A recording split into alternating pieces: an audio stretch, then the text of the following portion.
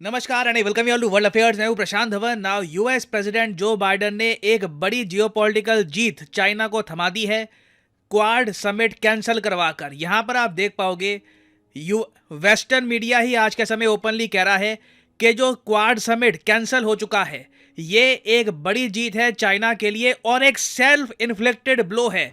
Quad ने खुद को यहां पर चोट पहुंचाई है और यूएसए की जो भी पैसिफिक को लेकर रणनीति थी इसको भी चोट पहुंची है। आप देखोगे ये टॉपिक दुनिया भर में स्पेशली इंडिया में तो एक्सटेंसिवली डिस्कस किया जा रहा है क्योंकि क्वाड समिट इस बार का बहुत ही ज़्यादा इंपॉर्टेंट था। जापान, यूएस, ऑस्ट्रेलिया, इंडिया के लीडर्स को सिडनी में मिलना था। उसके अलावा कुछ और कंट्रीज़ को भी विजिट करने की बात की जा रही थी। क्वाड कंट्रीज़ की मेजर अनाउंसमेंट होनी थी मगर लास्ट मोमेंट पर अजीब बात देखिए, बिल्कुल लास्ट मोमेंट पर जो बाइडेन ने यह कह दिया कि मैं ऑस्ट्रेलिया नहीं आ पाऊंगा, तो इसके बाद ऑस्ट्रेलिया ने पूरा समिट ही कैंसिल कर दिया। और आप देखोगे इवन यूएस मीडिया भी बाइडेन की आलोचना कर रहा है कि ये सब करने की आवश्यकता थी नहीं, प्रॉपर प्लानिंग से चलते। अगर इनको यूएसए में ही कुछ प्रॉब्लम थी, यूएसए में ही बहुत ज़्यादा काम था जिसकी वजह से ये ऑस्ट्रेलिया ना जा पाते, तो 2-3 महीने पहले ही बातचीत हो जाती, हम समिट को आगे पोस्टपोन कर देते या फिर कुछ और कर सकते थे। एक कैंसल्ड क्वाड समिट, मैं आपको बता रहा हूं, इंडो पैसिफिक रणनीति को भारी नुकसान पहुंचाएगा। हालांकि मैं यहां पर एक बार मेंशन कर दूं कि क्वाड समिट कैंसिल हो चुका है मगर इंडिया के प्राइम मिनिस्टर नरेंद्र मोदी ये फिर भी ऑस्ट्रेलिया जाएंगे। ये एटलीस्ट इंडिया एक साइन शो कर रहा है सिंसियरिटी का कि चाहे यूएस चाइना के थ्रेट को लेकर इतना ज़रा सीरियस ना हो मगर इंडिया प्रॉपरली इंडो पैसिफिक की जो रणनीति है इस पर बिलीव रखता है। और चाहे जो बाइडेन ना आए, पीएम मोदी खुद, चाहे क्वाड की मीटिंग यहाँ पर नहीं होगी, पीएम मोदी खुद 1-to-1 बायलैटरल मीटिंग करेंगे ऑस्ट्रेलिया के प्राइम मिनिस्टर एल्बनीसी के साथ। तो डिस्कस करते हैं यहाँ पर हुआ क्या है, बाइडेन ने अपनी जो विजिट है लास्ट मोमेंट पर कैंसिल क्यों कर दी। बहुत कुछ आपको जानने को मिलेगा मगर आगे बढ़ने से पहले आपसे क्वेश्चन पूछूंगा। क्वेश्चन ये है कि 2008 में वो कौन सा देश था जिसने क्वाड से पुल आउट कर लिया था, क्वाड ग्रुप को ही छोड़ दिया था। बताइए 2008 में किस कंट्री ने ये किया था? जापान, इंडिया, यूएसए या फिर ऑस्ट्रेलिया? कमेंट सेक्शन में करिए उत्तर। सही आंसर मैं आपको दूंगा वीडियो के एंड में। अच्छा, आप इस टॉपिक के बारे में अगर आर्टिकल्स देखोगे तो वहां पर लिखा है कि क्वाड मीटिंग नहीं हो पाएगी after Joe Biden cancels Australia visit as US debt crisis peaks. Now debt crisis क्या होता है ये आपको समझा देता हूं। कर्ज लेने के मामले में यूएस दुनिया में नंबर 1 देश है। चाइना पे आप अगर देखो तो डेट, एक्सटर्नल डेट स्पेशली आपको मिलेगा 2.6 ट्रिलियन डॉलर्स का। ये कहीं से भी कंपेरेबल नहीं है यूएसए के टोटल डेट से जो 31 ट्रिलियन यूएस डॉलर्स पे खड़ा है। और अगर आप सोच रहे हैं इतना सारा डेट यूएसए के पास आता कहाँ से है, तो देखिए दुनिया यूएसए को पैसा देती है। ज़्यादातर जो ये डेट है ये आता है यूएसए की ट्रेजरी बॉन्ड से। यूएस इंटरनेशनली खड़ा होता है, कहता है कि हमें 50 मिलियन, 100 मिलियन, जितने का भी ये बॉन्ड इशू करते हैं इतने डॉलर्स चाहिए और उसके बदले में हम आपको हर साल 2%, 3% के आसपास यील्ड मतलब के रिटर्न्स देते रहेंगे। दुनिया यूएसए को उधार देती है। यूएसए के बॉन्ड्स बहुत ज़्यादा सेफ और सिक्योर इन्वेस्टमेंट माने जाते हैं। और यूएसए का जो टोटल उधार है ना दुनिया से ओढ़ के जितना उन्होंने उधार ले रखा है ये अब 31.5 ट्रिलियन डॉलर्स तक पहुंच चुका है। फनी बात देखिए 2010 के आसपास ये जो डेट सीलिंग थी ये 10 ट्रिलियन के आसपास थी और पिछले 13 सालों में ये 3 गुना ऊपर जा चुकी है। नाउ जो बाइडेन के सामने प्रॉब्लम ये है कि यूएसए की सरकार ने खुद पर एक रोक लगा रखी है। ऑलमोस्ट आप कह लीजिए जैसे कोई बिल्कुल अमीर बच्चा हो, ठीक है, उसके पास बहुत सारा पैसा हो खर्चने को, जितने मर्जी पिज़्ज़ा मंगा के खाता रहे मगर उसके फादर ने एक स्पेंडिंग लिमिट लगा रखी है कि एक दिन में जी 5,000 से ऊपर तुम नहीं खर्चोगे, नहीं तो तुम पिज़्ज़ा मंगा के खाते रहोगे, बहुत मोटे हो जाओगे। तो यूएसए की सरकार ने भी इस तरीके से खुद पर रोक लगा रखी है कि भैया इससे ज़्यादा कर्ज नहीं ओढ़ेंगे। 31.5 trillion dollars is our limit.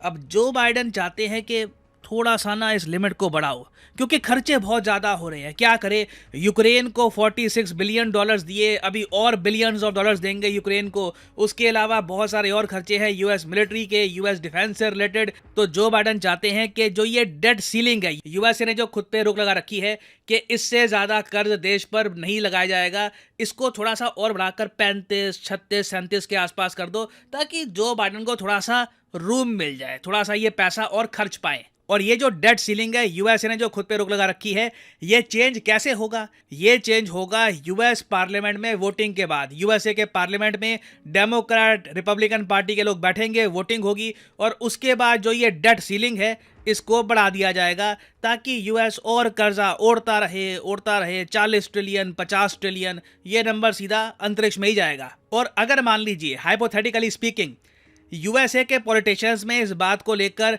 Agreement नहीं हो पाया कि यूएसए की डेट सीलिंग रेस करे या ना करे, तो यूएस डिफॉल्ट कर जाएगा। यूएस अपने बहुत सारे कर्जों की जो इनको पेमेंट्स करनी होती है वो नहीं कर पाएगा और उसकी वजह से इंटरनेशनल मॉनेटरी फंड ने ये कहा है कि पूरी दुनिया पे इम्पैक्ट आने वाला है। ये आईएमएफ की वार्निंग है, डॉलर कोलैप्स कर सकता है और इसका इम्पैक्ट पूरी दुनिया पे होगा। It will be very bad. Janet Yellen तो ये भी कह चुकी है कि यूएस डिफॉल्ट की वजह से एक ग्लोबल इकोनॉमिक डाउनटर्न आ जाएगा। ना प्रॉब्लम बड़ी है, मगर ये प्रॉब्लम हर यूएस प्रेसिडेंट के सामने आती है। ऐसा नहीं है कि बाइडेन के सामने ये प्रॉब्लम आ रही है, ये प्रॉब्लम ओबामा के समय भी आई थी, उससे पहले भी काफी बार आ चुकी है। क्योंकि आप खुद ही देख सकते हैं यूएस हर बार अपने आप पर रोक लगाता है कि बस इससे ज्यादा कर्ज नहीं उड़ेंगे, फिर 5-6 साल बाद थोड़ा सा और कर्ज, ये लिमिट उठती ही जाती है। तो ये प्रॉब्लम जो बाइडेन पहले भी सॉल्व कर सकते थे बैठकर बातचीत करके, या फिर ऑस्ट्रेलिया को बता सकते थे कि देखो ये प्रॉब्लम सॉल्व नहीं हो रही, मुझे लग रहा है कि मुझे यूएसए में रहना होगा तो इसलिए मैं समिट अटेंड नहीं कर पाऊंगा। बहुत सी चीजें की जा सकती थी, मगर क्वाड समिट का कैंसिल हो जाना ये देखिए बहुत ही अगली लगेगा। और इसलिए वेस्टर्न मीडिया ही खुद ही कह रहा है कि ये चाइना के लिए फ्री की जीत है। चाइना का सरकारी मीडिया बाद में इसको लेकर बहुत आर्टिकल लिखेगा कि ये है यूएसए की सीरियसनेस, ये है क्वाड की सीरियसनेस, इन पर बाकी कंट्रीज क्या डिपेंड करेंगी जो बात बात पे अपना क्वाड का समिट कैंसिल कर देते हैं। क्योंकि आप खुद सोच कर देखो, बाइडेन ये भी कह सकते थे कि मैं वीडियो कॉन्फ्रेंसिंग के जरिए आऊंगा। कई लीडर हैं उन्होंने बड़े बड़े समिट वीडियो कॉन्फ्रेंसिंग के जरिए अटेंड किए हैं। बाइडेन ये करते कि अपने जो सेक्रेटरी ऑफ स्टेट है उनको भेज देते और ये कहते कि मैं वीडियो कॉन्फ्रेंसिंग से एक स्पीच दूंगा, एवरीथिंग वुड हैव वर्कड, कोई प्रॉब्लम किसी को खास होती ना। मगर समिट कैंसिल कर देना ये बड़ा ही खराब मैसेज सेंड करेगा इंडो पैसिफिक की बाकी कंट्रीज में। क्योंकि एक और देश है यहाँ पे आप देख पाओगे, पपुआ न्यू गिनी। ये कंट्री बहुत ही इंपॉर्टेंट है चाइना और क्वाड के बीच में जो पावर बैलेंस है उसके लिए। चाइना कोशिश कर रहा है कि इस कंट्री को ये एक प्रो चाइना कंट्री बना दे, मगर यूएस, ऑस्ट्रेलिया, इंडिया कोशिश कर रही है कि ये कंट्री न्यूट्रल रहे। अब जो बाइडेन का प्लान ये था कि पहले तो ये सिडनी में आएंगे क्वाड समिट के लिए और उसके बाद पीएम मोदी के साथ ये कुछ कंट्रीज को विजिट करने वाले थे इंडो पैसिफिक रीजन में। उनमें से एक देश था पपुआ न्यू गिनी। इस कंट्री ने तो पब्लिक हॉलिडे डिक्लेयर कर दी थी इस खुशी में कि जो बाइडेन और बाकी वर्ल्ड लीडर्स हमारे कंट्री में आएंगे। यहाँ पर बहुत सारा उत्साह था, मगर अब डिसअपॉइंटमेंट है कि पब्लिक हॉलिडे डिक्लेयर कर दिया। लास्ट मोमेंट पर बाइडेन कहते हैं कि मैं आऊँगा नहीं। और अब जियोपॉलिटिकल एनालिस्ट खुद कह रहे हैं कि पपुआ न्यू गिनी ना डेफिनेटली अब एक प्रो चाइना कंट्री बन के उभरेगा। क्योंकि यूएसए पर देखो प्रॉब्लम यही है, कोई विश्वास करता नहीं है। लास्ट मोमेंट पर यूएस कब दिमाग चेंज कर देगा, नहीं जी ऐसा होगा, नो वन नोस। और मुझे यहाँ पर अब समझ में आ रहा है कि क्यों इंडिया एससीओ को नहीं छोड़ता, क्यों इंडिया ब्रिक्स से पुल आउट नहीं करता और ना कभी करेगा। क्योंकि यूएसए जब तक अपनी रिलायबिलिटी शो नहीं करता एज ए डिपेंडेबल पार्टनर, तब तक मुझे लगता नहीं है कि India US relations next level पर पहुंच पाएंगे। अभी के लिए तो मैं कहूंगा क्वाड को एक बहुत ज़्यादा बड़ा झटका लगा है, क्वाड की रेपुटेशन को झटका लगा है। और अब देखना यही होगा कि पीएम मोदी ऑस्ट्रेलिया में जाकर क्या करते हैं। पीएम मोदी की जो विजिट है ये मैटर करेगी, ये क्या कहते हैं ऑस्ट्रेलिया में ये मैटर करेगा। और उम्मीद करता हूँ ऑस्ट्रेलिया एक ऐसा कंट्री जिसके साथ उम्मीद है हमारा ट्रेड बहुत ही जल्द in the coming few years $100 billion तक पहुंच जाएगा। एटलीस्ट टारगेट तो ये रखने की बातचीत की जा रही है। इस कंट्री के साथ मिलकर इंडो पैसिफिक को लेकर इंडिया बड़ी अनाउंसमेंट करेगा, आई होप। नाउ वापस आते हैं अपने क्वेश्चन की तरफ कि which country withdrew from Quad in 2008। तो सही उत्तर यहाँ पे है ऑप्शन डी, ऑस्ट्रेलिया।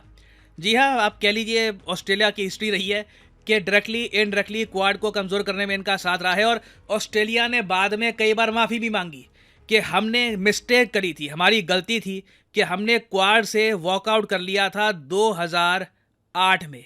बट मैं ये कहूँगा कि इस वॉकआउट का इतना ज़्यादा डैमेज हुआ नहीं, क्योंकि उस वक्त क्वाड एक प्रॉपर ग्रुप बना नहीं था। आज के समय बन चुका है, क्वाड समिट फिर कैंसिल करना वेरी बैड। और फाइनली यहाँ पर मैं ये भी ऐड कर दूं कि आप किसी भी एग्जाम की तैयारी कर रहे हैं, चाहे यूपीएससी, एसएससी, बैंक, अनअकैडमी के क्वालिटी कोर्सेज अवेलेबल हैं। तो लेट्स से आपको परचेज करना है एसएससी एग्जाम का कोर्स, तो आप जो एसएससी का लिंक है इस पर क्लिक कर सकते हैं और यहाँ पे you can purchase Unacademy's SSC course. मगर जो प्राइसेस यहाँ पर लिखे हैं, कभी भी ये प्राइसेस पे मत करना। सिंपली यहाँ पर कोड यूज़ करिए PD10 and you will be able to save a lot of money through discount. तो यूज़ करिए code PD10 and save money. And finally this is the end of the video.